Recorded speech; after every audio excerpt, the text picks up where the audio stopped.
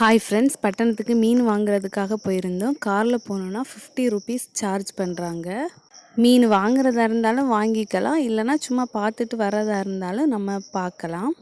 நம்ம வீட்டு தேவைக்கு மீன் வாங்குறதா இருந்தால் அங்கே நிறைய சின்ன சின்ன மீன் விற்கிறவங்க மீன் வச்சுருப்பாங்க.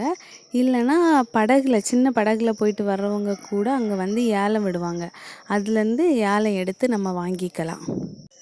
அங்கே இருக்கிற பெரிய மீன் எல்லாமே பார்சல் பண்ணி வேறு இடத்துக்கு எக்ஸ்போர்ட் பண்ணுறாங்க. அங்கே இருந்த பெரிய பெரிய மீன் எல்லாம் பார்த்ததுமே என் பொண்ணு ரொம்ப எக்ஸைட் ஆயிட்டா, டிவியில் பார்த்ததெல்லாம் நேரில் பார்க்குறதுனால. அப்புறம் நாங்களும் எங்கள் தேவைக்கு கொஞ்சம் மீன் வாங்கிட்டு அங்கேயே வேணும்னா வெட்டியும் கொடுப்பாங்க. பெரிய மீனாக இருந்துச்சுன்னா.